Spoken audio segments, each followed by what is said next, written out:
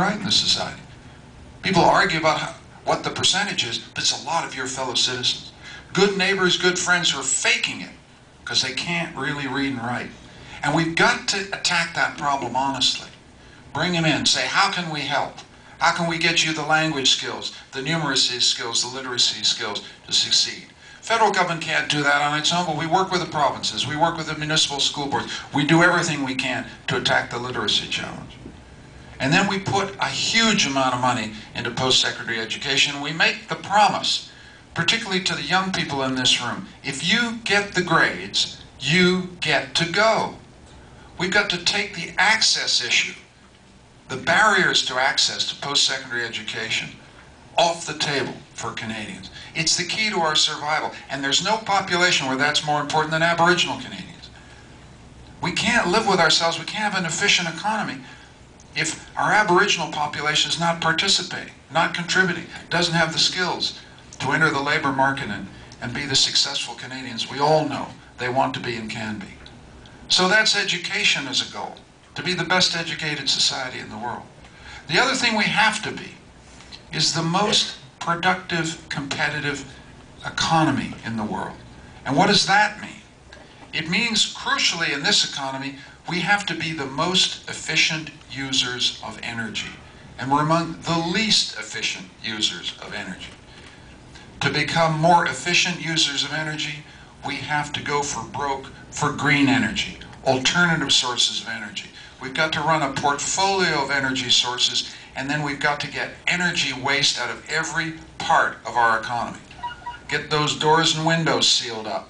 Make sure every industrial process is using less energy per unit of output. That is how you become productive, effective, dynamic, and lead the world. The world owes Canada nothing unless we can sell it at a good price. We can't sell it at a good price unless we get the unit cost down. We can't get the unit cost down unless we're the most efficient energy users in the world. And that's an environmental program. That's an environmental challenge.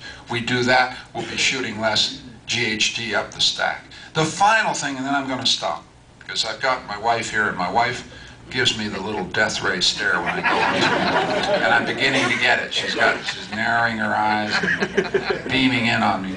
But the last thing I'd say is, when you put a more healthy society, a better educated society, a more competitive society together, one of the things you want to be finally is the most international society in the world. A society in which we say to ourselves, where is our competitive advantage? Why are we such a great place? Well, Coquitlam is one of the best places in the country to say this.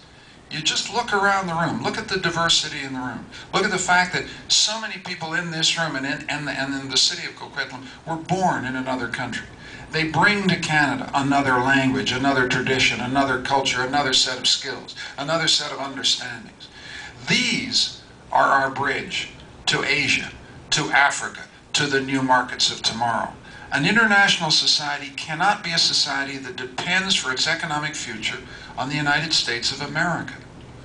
An international society is a society that is building market share in China, in India, in Korea, in Africa, in Asia, everywhere. A society that says we are going to use the populations in Canada to be our bridges to these new markets, to these new opportunities.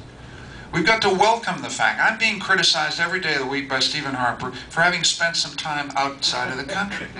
Do you know, just a skill testing question, how many Canadian citizens at any given time live and work outside of Canada? I'll tell you what the number is. You'll be surprised. It's 2.7 million people.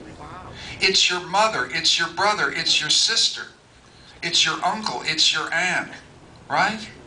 God bless them. They're out there taking Canadian skills and Canadian knowledges out to the rest of the world. We want them back to contribute. But that's an international society.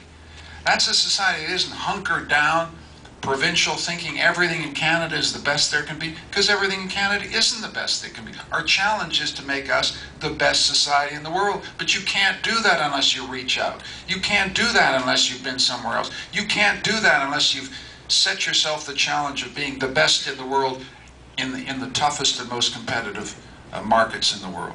That's the Canada I love. That's the Canada I respect. The Canada of people who've come from other countries, stay here because they love this place, want to go out to the rest of the world, meet the challenges that that world has to offer. This is basically the vision. The healthiest society, the best educated society, the most productive and competitive, and the most international society. And it all builds on the strengths that are here. This is no impossible leap.